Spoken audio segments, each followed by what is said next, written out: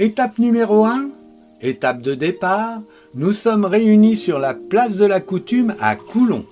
Bonjour et bienvenue à Coulon sur la place de la Coutume, lieu de rendez-vous et de départ. Je vous propose de suivre l'audio-guide créé par l'équipe de l'Office de tourisme Niort, Marais, Poitevin, Vallée de la Sèvre, Niortaise et découvrir le parcours intitulé « Découverte des villages maraîchins ». De Coulon, en passant par Saint-Georges-de-Rex ou encore le Vanneau-Irlot et Sancey-la-Garette, partez à la découverte du Marais et de ses villages typiques. Parcourez à vélo les sentiers sur des chemins paisibles à l'ombre des frênes têtards. Traversez des paysages à la végétation luxuriante et ses nombreux chemins d'eau. Je vois que vous êtes prêts pour le départ. Les casques sont de sortie, les vélos contrôlés en bon état, les freins éclairage au top, la gourde est remplie. Soyons prudents, toujours serrés à droite dans la mesure du possible, même sur les chemins. Respectons la nature, la tranquillité et la propreté des lieux traversés. Merci. Avant de nous lancer sur route et chemin, voilà quelques informations relatives au village de départ. Coulon, labellisée petite cité de caractère, dite capitale de la Venise verte, située entre Plaine et Marais, est un ancien domaine colonial gallo-romain exploité par des colonies, ouvriers agricoles libres mais liés à la terre. Il devient au XIe siècle un gros bourg rural ancré le long de la Sèvre niortaise dont l'activité portuaire est intense du Moyen-Âge au XIXe siècle entre Niort et l'océan. Le bras de la Sèvre originel nommé la Dive, qui serpente jusqu'aux abords de l'église, est canalisé au XIXe siècle, éloignant ainsi le fleuve du bourg.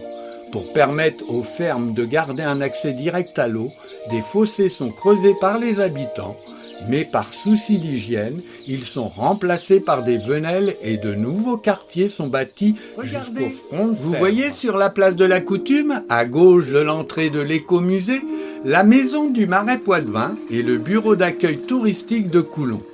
L'écomusée vous permettra d'avoir les clés de la compréhension de notre territoire.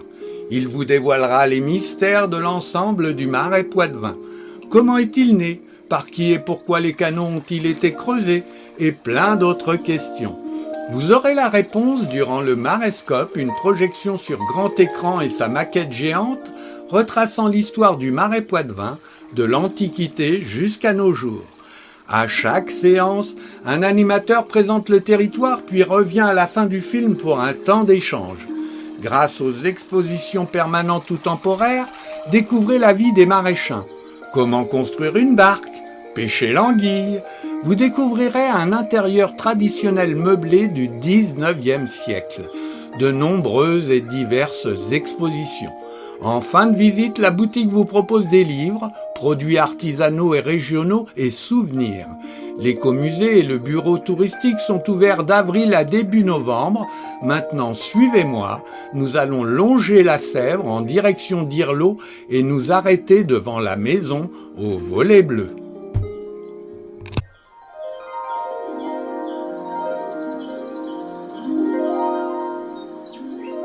Bienvenue à l'étape numéro 2, la maison au volet bleu. Voilà, nous sommes devant la maison au volet bleu.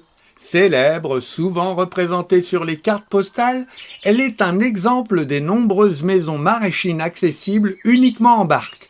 Les habitants devaient prendre leur barque afin de traverser et rejoindre leur maison et vivre comme des Robinson.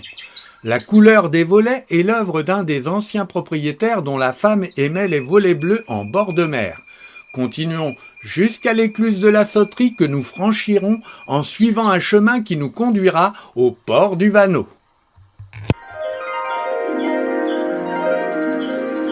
Bienvenue à l'étape numéro 3, le grand port du Vanneau. Impressionnant, majestueux, n'est-ce pas ? Situé sur la conche de la Belette, le port communal du Vanneau dérive de vana aqua, signifiant aubaine et vague, empêchant toute culture avant le creusement de canaux au XIXe siècle.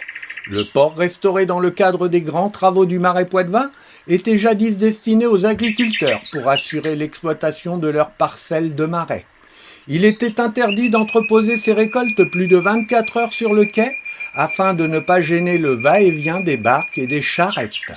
Le dernier samedi de juillet est organisé le marché sur l'eau où les produits des particuliers et des commerçants sont vendus à plus de 15 000 visiteurs. Cette manifestation festive reflète une des plus singulières traditions maraîchines, le transport des hommes, des animaux et des marchandises sur les voies humides formant la Venise verte. Dans son prolongement, une passerelle métallique de 1900 permet de se rendre à des jardins familiaux. Entre la rue de la Belette et la voie d'eau s'alignent d'anciennes fermes à double accès. Voilà pour le grand port du Vanneau. Suivez-moi, reprenons la rue de la Belette et filons retrouver les chemins pour rejoindre le port Goron d'Amuret.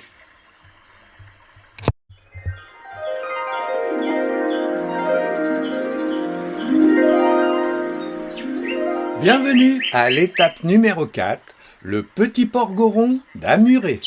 Nous y sommes au milieu de la nature. Vous entendez les oiseaux ?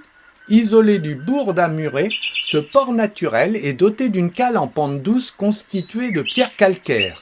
Construit pour favoriser les échanges avec Saint-Georges-Rex, la Garette, le Vanneau, Coulon et Niort, il offre des débouchés aux productions locales, bois de chauffage, chanvre, cultures maraîchines et poissons.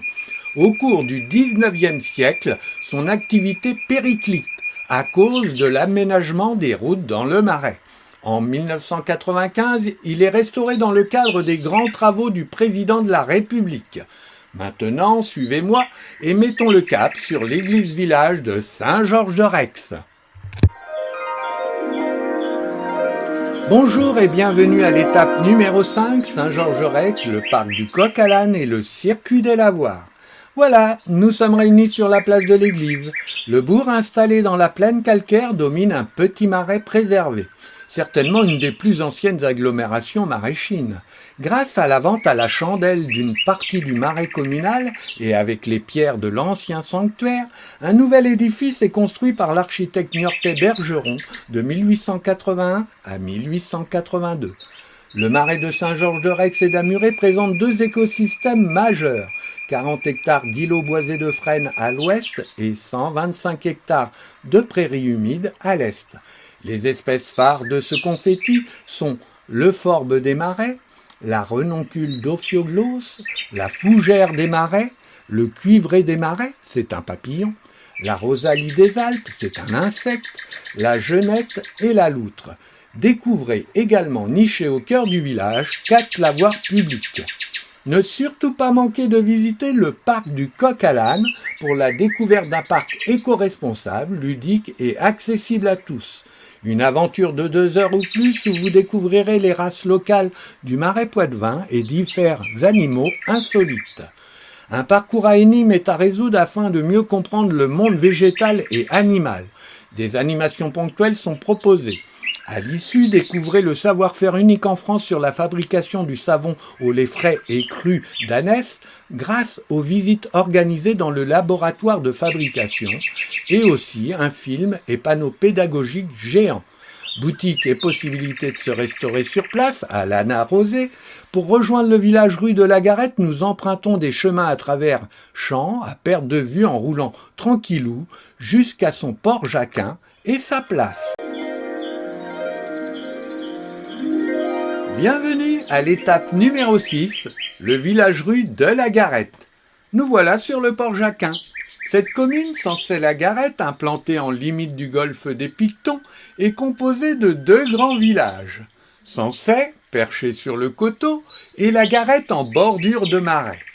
Le futur roi Henri IV visite cette dernière en 1576 et dira plus tard du Marais que parmi ces déserts sont 1000 jardins où l'on ne va que par bateau. La Garette est typique de l'habitat traditionnel maraîchin, assurant un accès direct à l'eau pour chaque maison. Important port de transit de marchandises entre le Bas-Poitou Nord et la Saintonge Sud jusqu'au milieu du XIXe siècle, ce village-rue est totalement restauré en 1995 dans le cadre de l'opération Grand Site. Il est devenu une étape majeure de découverte de la Venise verte.